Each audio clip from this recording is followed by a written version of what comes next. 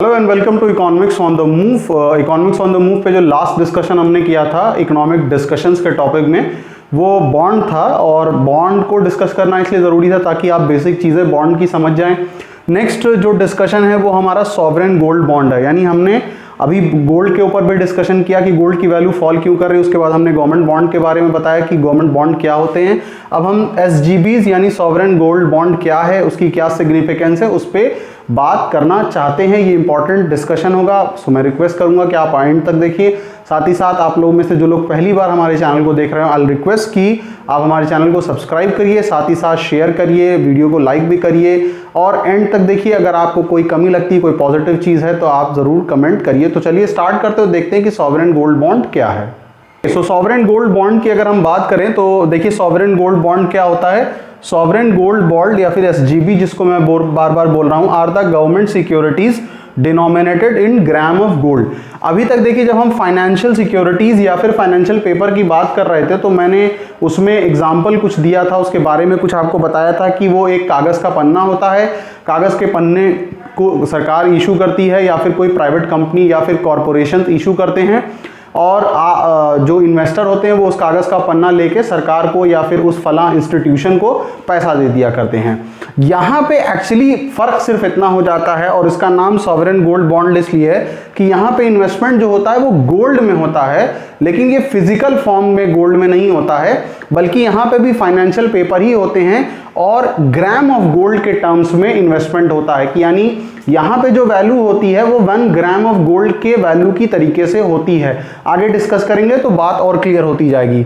These are financial paper issued by RBI on behalf of government of India, यानी इसका जो issue है और तमाम चीज़ें उसका लेखा जोखा कौन रखता है, आरबीआई रखता है। भारत सरकार के बिहाफ पे इसको इशू करता है। These are measured in terms of gold and their values are lower than the value of physical gold। यानी फिजिकल गोल्ड की वैल्यू अगर मान लीजिए मार्केट में 5000 पर ग्राम चल रही है तो ये जो फाइनेंशियल पेपर रहते हैं, क्योंकि ये फिजिकल फॉर्म में नहीं होते हैं, लेकिन इनकी वैल्यू को हम किस में काउंट कर लेते हैं, गोल्ड के फॉर्म में काउंट कर लेते हैं। तो क्योंकि ये फिजिकल फॉर्म में नहीं है, ये पेपर के फॉर्म में है, यहाँ पे हम पेपर के फॉर्म में उसकी मैथमेटिकल वैल्यूज जो रहती हैं वो गोल्ड के टर्म्स में रखते हैं। यहाँ पे ये कोई ऐसे नहीं रहेगा कि 100 रुपए का है या 200 रुपए का ये फाइनेंशियल पेपर या 500 रुपए का।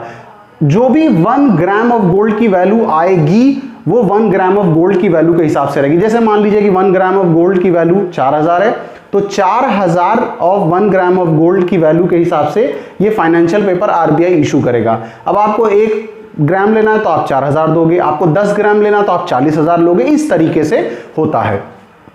अब देखिए यहाँ पे जो इसमें की पॉइंट्स कुछ हैं वो बहुत अच्छे हैं, वो समझने लायक है। सबसे पहले फिक्स रेट ऑफ रिटर्न इसमें होता है 2.5% पेबल हाफ ईयरली, यानी कहने का मतलब है कि इसमें जो रिटर्न मिलता है वो 2.5% के हिसाब से होता है। यानी अगर आप 1 ग्राम पे इन्वेस्ट कर रहे हो तो 2.5% के हिसाब से आपको रेट ऑफ इंटरेस्ट मिलेगा 6 महीने पे।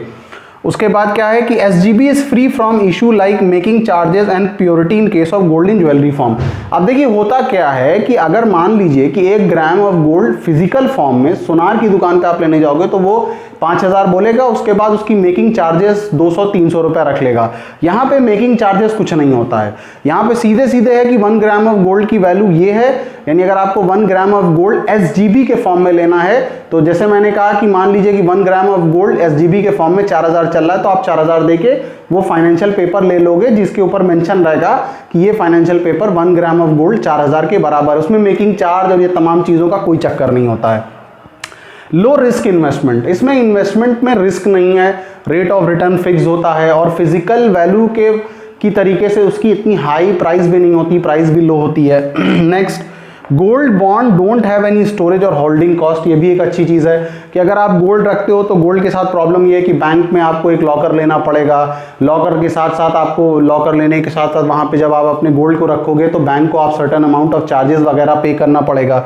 तो इसमें स्टोरेज या फिर लॉकर चार्जेस या फिर होल्डिंग कॉस्ट वगैरह जैसी कोई चीज़ नहीं होती है। इसमें एक इंपॉर्टेंट चीज़ है कि आज जब मैं इस वीडियो को शूट कर रहा हूँ, इन्हें 20 फरवरी को, हो सकता है कि 2 या 3 या 4 मार्च को आप इस वीडियो को देखें, तो देखिए 2021 में जो 12th सीरीज़ ये लॉन्च होने जा रही है इस 12th सीरीज में।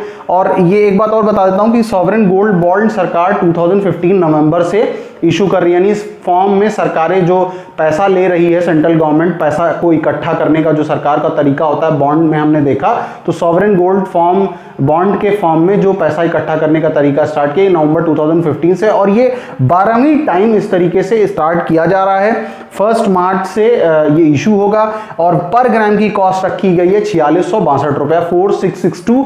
हमने अभी लास्ट लेक्चर जो बताया उसमें ऑलरेडी हमने बता दिया कि गोल्ड की प्राइसेस कम हो चुकी हैं, काफ़ी कम हो गई है।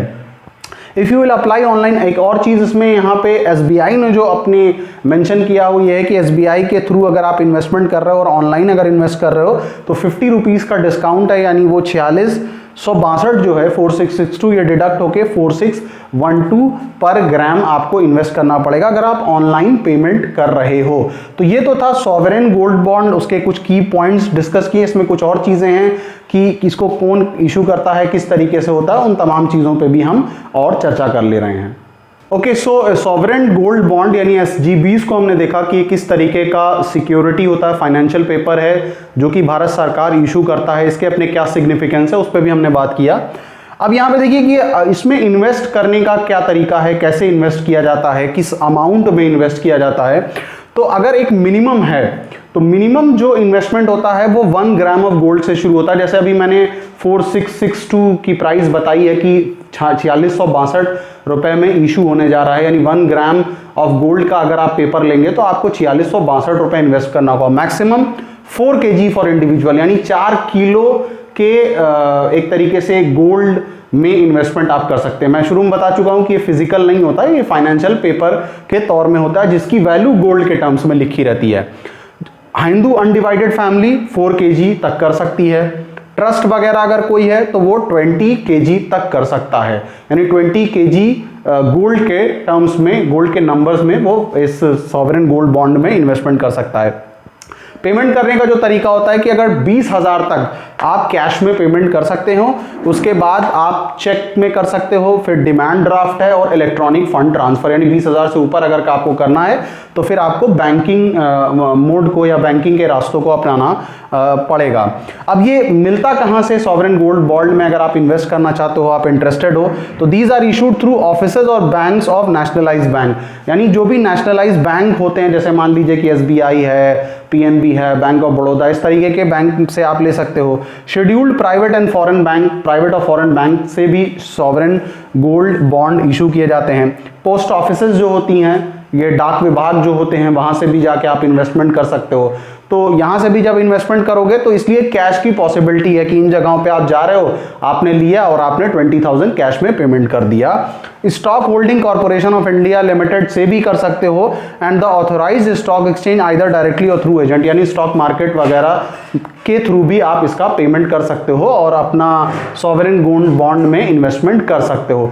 तो ये तो था वो लेक्चर जिसमें हमने SGBs पे बात की। आने वाले टाइम में हम और भी कुछ इंपॉर्टेंट डिस्कशंस करने वाले हैं, कुछ जो ये फाइनेंशियल इंस्ट्रूमेंट्स हैं उन पर कुछ और चर्चा करने वाले, कुछ और डिस्कशन करने वाले हैं। करंट इकोनॉमिक डिस्कशन की जो हमारी ये सीरीज़ है इसमें करने वाले हैं, इकोनॉमिक्स ऑन द मूव। अगर आपको अच्छा लगता हो तो मेरी रिक्वेस्ट है कि आप प्लीज़ हमें सब्सक्राइब करिए, साथ ही साथ हमारे लेक्चर्स को ज़्यादा से ज़्यादा शेयर करिए, उन लोगों तक पहुँचाइए जो कि करंट टॉपिक्स में इंटरेस्ट रखते हैं, जो नॉर्मल नॉलेज की वीडियोस देखना चाहते हैं, वो भी हमारे लेक्चर्स को दे सकते हैं और बहुत सारी नॉलेज को बढ़ा सकते हैं।